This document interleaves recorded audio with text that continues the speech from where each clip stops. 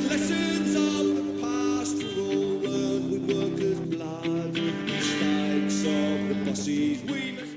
Hello, everyone. My name is Elizabeth Manns, and I'd like to welcome you to the April 4th Coalition Show.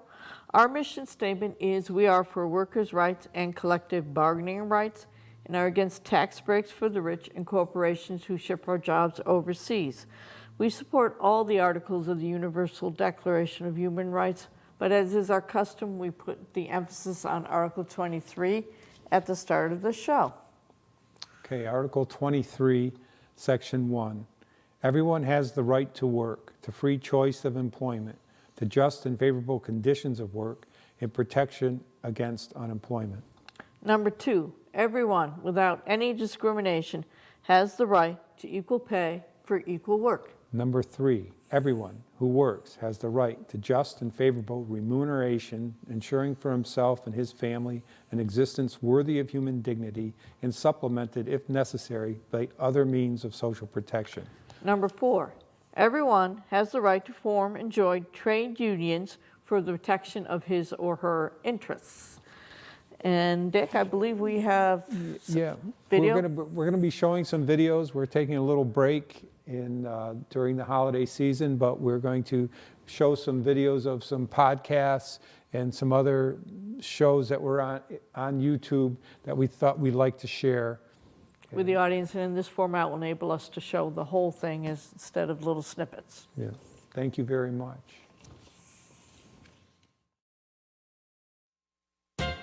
Suddenly, social distancing is our new national etiquette, abruptly supplanting handshakes, hugs, gatherings, and other forms of ingrained communal behavior by us humans.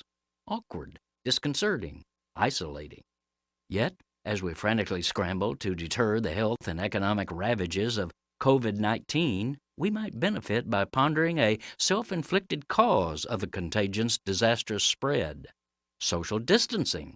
For some 40 years, American corporations and governments have imposed economic, political, and social policies to distance the financial fortunes of the wealthy few from the well-being of the workaday majority.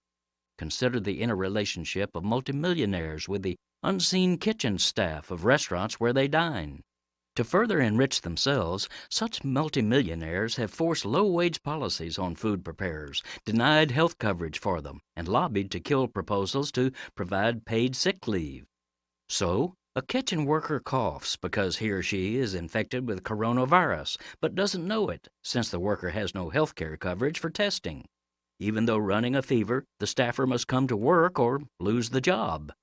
A few days later, a multimillionaire sneezes because, well, COVID-19 doesn't distinguish between rich and poor. The very proposals that plutocrats have been blocking for years, like living wages, Medicare for all, home health care, and others, are exactly what a sane government would adopt to avoid the consequences of inequality that now confronts every American. This is Jim Hightower saying the actual disease that's forcing social distancing on our country is the widening separation of rich elites from the rest of us. And the cure is a national push for renewed social cohesiveness.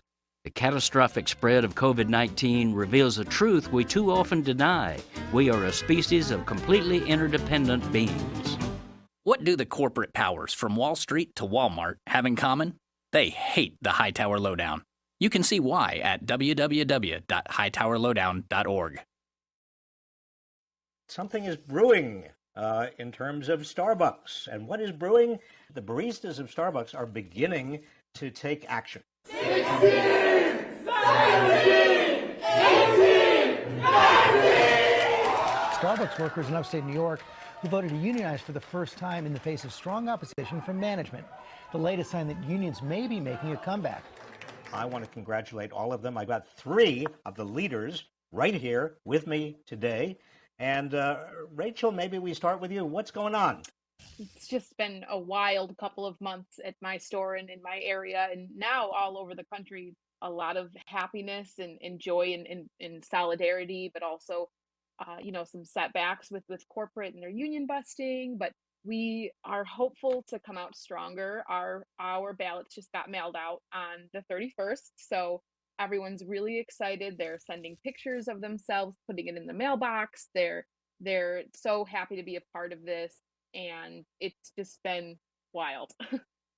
Well, it sounds pretty wild. And a moment ago, when I asked the three of you who wants to begin, all three of you talked just a little bit about leadership. You didn't want to be the leader. You said we're all leaders. And I'm interested in that. I mean, this labor organizing is something that's been going on in this country since 1935. But this feels new. It feels young. It feels different. What do you have to say about it?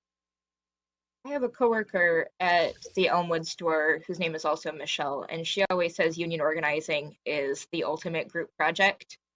And I mean, going back, I'm a bit of a labor historian, going back to the IWW, one of their slogans that came from the fight on the docks in Everett, Washington, when, one of the union busters was like, "Who's the leader here?" They said, "We're all leaders." And I think that's never been more true than on this campaign. Well, here's the question I have. And maybe, Michelle, you can take this one. I'm very curious about how you are dealing with all the union busting tactics that Starbucks has been using. Starbucks, tries to portray itself as a socially responsible company, but it is now sort of revealing itself as a union buster and really interested more in profits than in anything else. So what are they trying to do, and how are you guys responding to it? I would say over here, I mean, everything, we're just remaining positive, looking at the bright side of everything that they've been throwing at us. We have managers currently in our store. We have 3 ASMs and 2 store managers, which is totally not normal. And one of them, at least one of them, is there all day parts. We're not allowed to be left alone without them. They're watching us. They've hired almost double the amount of people that originally worked there when we filed. Leading up into that, we were getting text messages every other day from corporate saying, like, "We want you to vote no." And we just responded to everything really positive. And I found that was, I mean, the best thing to do. When they send managers in their stores, are they there to intimidate? And how do they intimidate?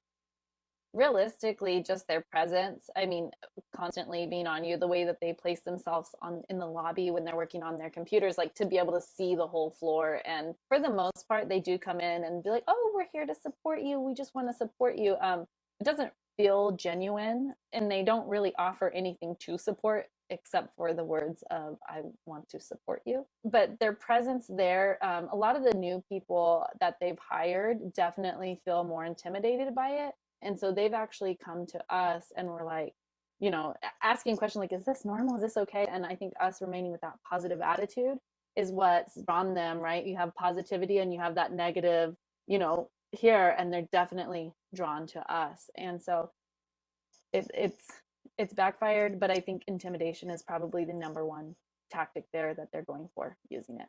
Now, Michelle, you're in Arizona, right? Yes. And Rachel and Jazz, you're in Buffalo, and you're all are experiencing the same kinds of corporate techniques, that is, sending managers in and hiring additional people and barraging baristas with text messages saying, "Don't join the union." Are you all experiencing this, Jazz? Absolutely. So my store was one of the first 3 in the country to file. We filed August 30th of 2021. And the next day, Rosanne Williams, the president of Starbucks North America, was in our store doing trash runs, having listening sessions, pulling partners off of the floor to, begin telling us to vote no.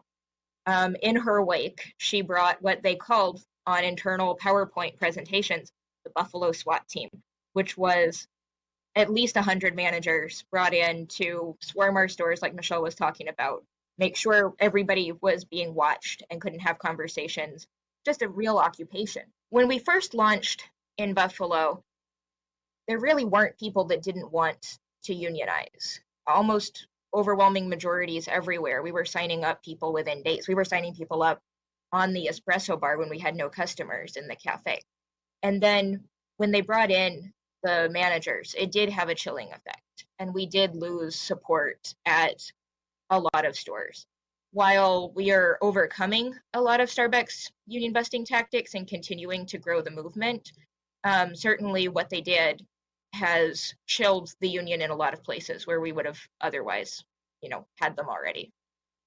Well, there's an underlying irony here, obviously, and that is that Starbucks has, for many years since its founding, tried to portray itself as socially responsible, have a brand that attracts progressives and young people. But not only is it revealing itself not to be so progressive, but also a second irony, maybe the customers of Starbucks and the employees and baristas of Starbucks are more progressive than most people and are more sensitive to a lot of the issues that we're talking about in terms of power. Is that kind of another underlying theme here? You know, a lot of what we're really asking is for Starbucks to live up to what they say they believe, because, you know, they're for Black Lives Matter, they're for LGBTQ rights, they're for sustainability. The only movement they're against is the labor movement, and that doesn't make any sense. You can't be consistent with the values that Starbucks says they have and be anti-union. Jazz, when you say Starbucks is in favor of Black Lives Matter and in favor of LGBTQ plus rights and all these other things, where is that expressed? Does Starbucks management just sort of come out with statements, or how do you, as baristas, actually sense its values, quote unquote? So Starbucks has committed to hiring more people of color and more LGBT members of that community. So when we had those partners who were, or those customers who were arrested a couple of years ago, and they did this, they shut the stores down for training, and there was this whole vow to do more for partners of color and people of color. It only was after this incident. So it I guess it's hit or miss. They've given us free T-shirts that, you know, have Black Lives Matter on them and basically what look like picket signs, and LGBT rights T-shirts. And I think they really at least say that they're committed to creating environments where those movements are celebrated. They have like greener apron trainings around environmental rights, but they're not even trying to embrace the labor movement. And when they don't, when they come out against the labor movement or try all these union busting tactics, do they give any reason? Do they say they can't afford it? Do they say that they don't want a union because blank? They love to say that the union will come into like the middle of our relationship between them and us, and that they don't want a third party involved. And so I can say at my anti-union meetings we've been going to with corporate, we ask them how our relationship is now and how it got here, and you know, this isn't a third party, this is partners, you know, for partners, and there's no answer. So that's their number one. They don't really have an argument. They just don't want No. to have a union coming between them and you. But the coming between them and you is a little bit of a silly argument because it's just one directional. I mean, it's not as if they're constantly every day listening to their workers, and that's the whole purpose of a union, is to make it two directional. So people have a way of expressing themselves to management. Do they ever talk about not being able to afford it? Because I'm just looking at the figures here. Starbucks revenue was $20.9 billion from January to September 2021, compared to $17.3 billion the comparable period in the year 2020. And the CEO, Kevin Johnson, gets $14.6 million in total compensation. I mean, what? They haven't been telling us so much that they can't afford it as that we're ungrateful for what they already give us. Even though we have partners who can't afford to pay their rent and buy groceries. But Howard Schultz flew to Buffalo right before my store voted and gave a speech about how wonderful Starbucks benefits were, how no one had forced him to give us, you know, ASU tuition and free Spotify, and how ultimately, you know, he, in a speech that's become infamous, I think, but he compared his Starbucks benefits to prisoners sharing blankets during the Holocaust. So he stopped at nothing But they haven't even tried to say they can't afford it. They've just tried to say, here's what you have, and you could lose all of this if you unionize.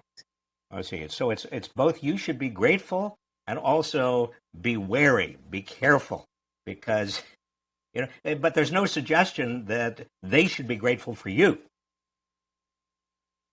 Despite all of these tactics that you're talking about, there is or does seem to be a kind of an explosion of interest in Starbucks outlets and among baristas to unionize. I mean, word is getting out.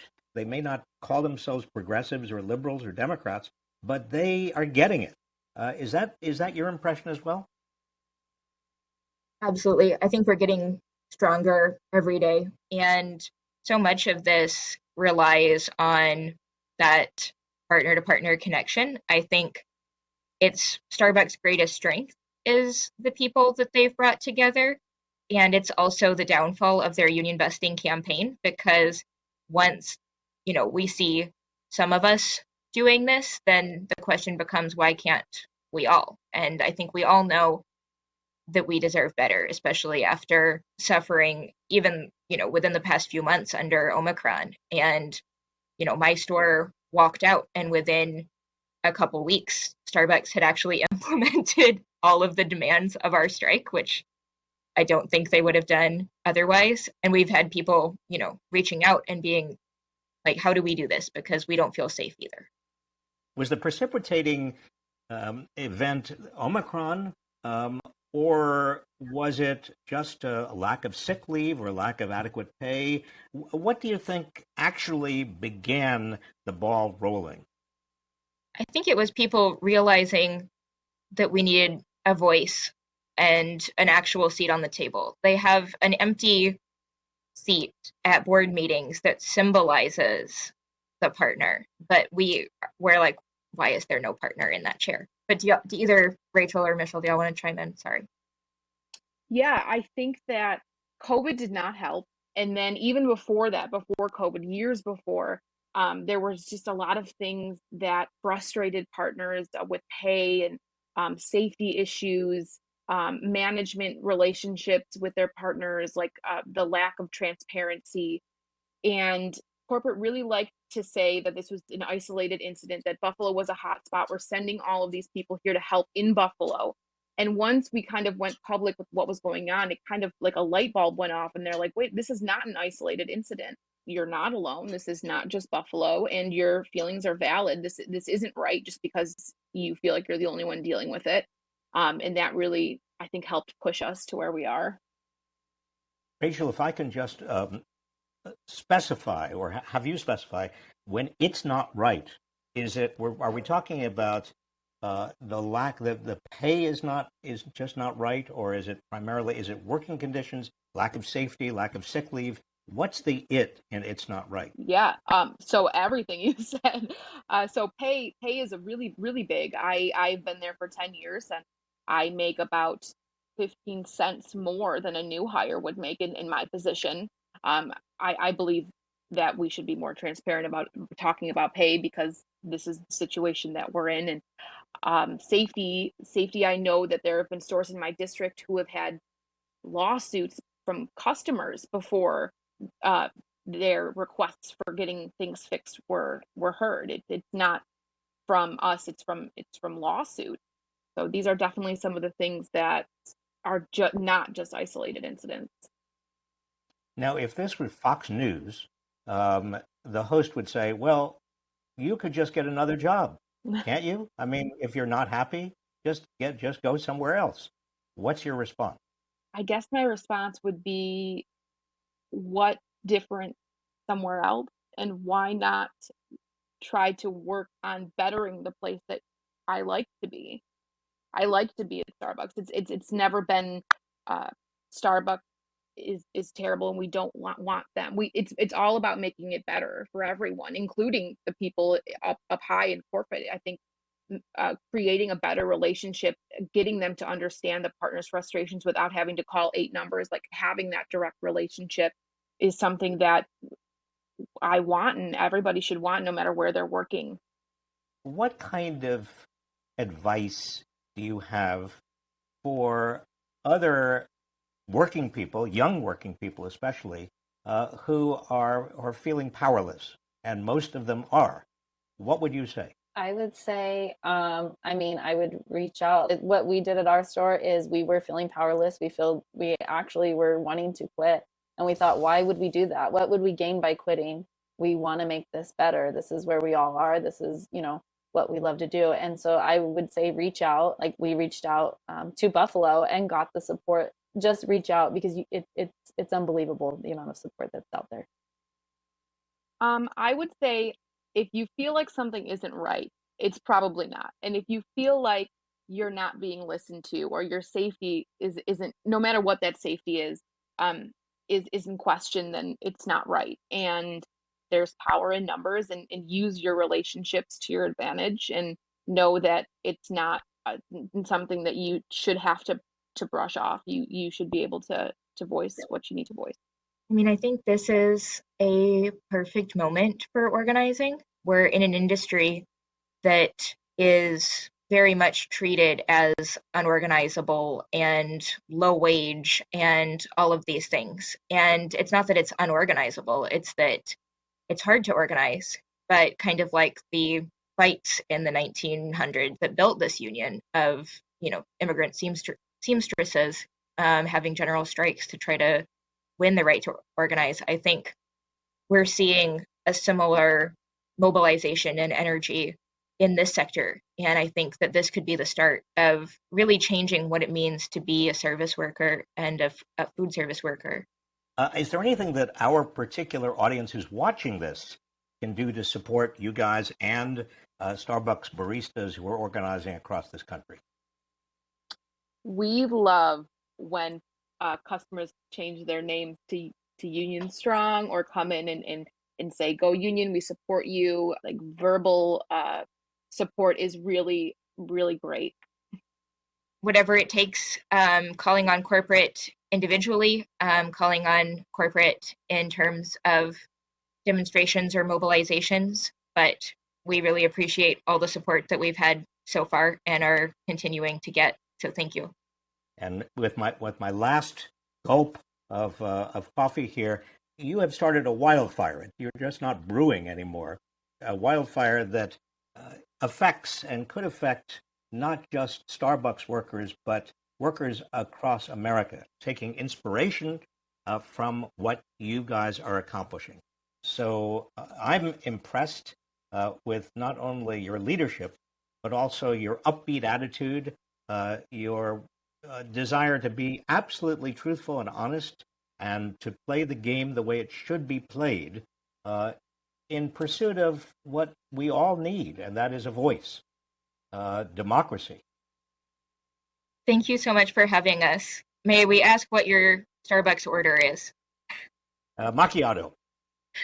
Perfect. All right. You take care. Thank you.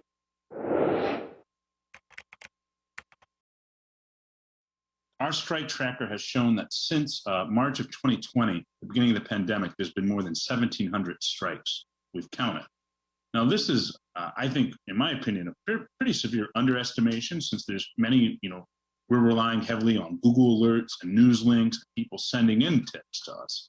So there's probably a lot going on that we don't know about. We know there have been at least 1,700 work stoppages, retail worker walkouts. And this is part of a bigger trend we're seeing nationwide. Since this year alone, 25% of all Americans have quit their jobs and changed jobs. Workers after the pandemic don't want to be treated the way that they used to be treated anymore. Things have changed. People build up their savings. They weren't going out to eat during the pandemic. People realized they were saving money on childcare, and the unemployment benefits, having a good social welfare state for a while at a certain point during the pandemic, helped certainly a lot. But historically speaking, Dan at the American Prospect has a great piece everyone should read called The Great Escape. Historically speaking, after each pandemic in global history, workers' wages have always gone up because so many people during every pandemic keep things going. And then afterwards, they help save someone's business and they risk their lives. And they say, I want a little bit better than that. You were telling me I was a hero for coming into work, and I want to be treated better. So just today, we saw there's a nationwide pharmacist walkout.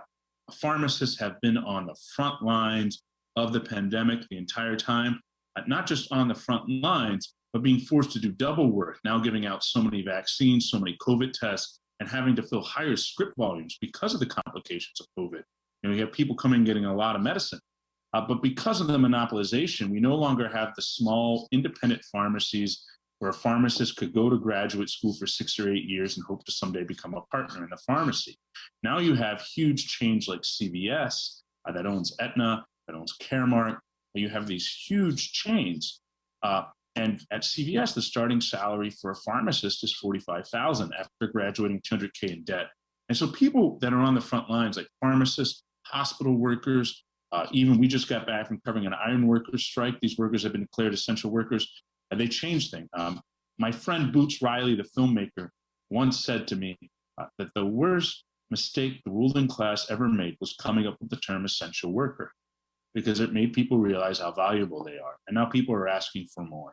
And I don't see that ending anytime soon. I think 2022, we're going to see even more strikes. And it's interesting to see these strikes at a time when Build Back Better and other legislation is having difficulty overcoming obstacles like Joe Manchin. Workers are going out and they're demanding more on their own outside of the political process. We're seeing this over and over again, that just not are workers demanding more from their employers, they're demanding more from their unions.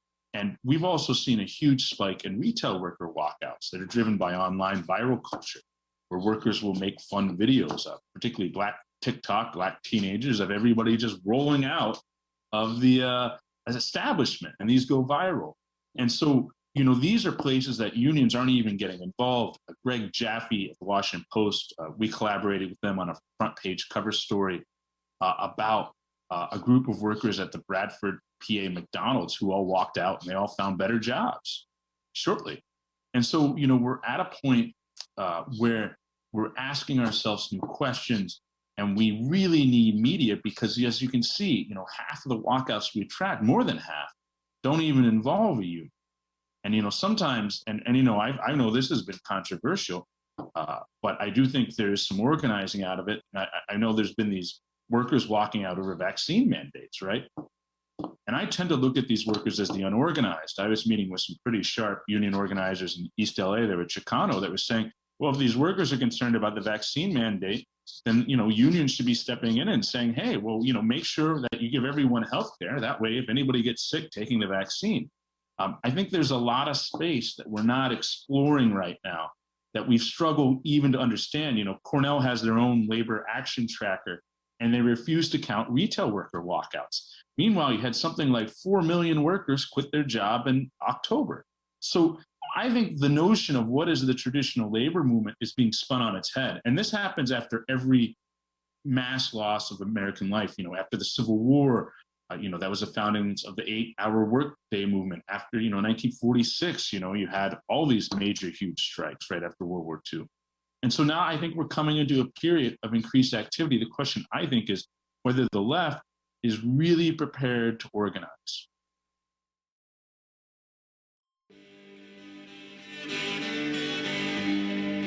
There's power in the factory, power in the land, power in the hand of the worker. But it all amounts to nothing if together we don't stand. There is power in our union.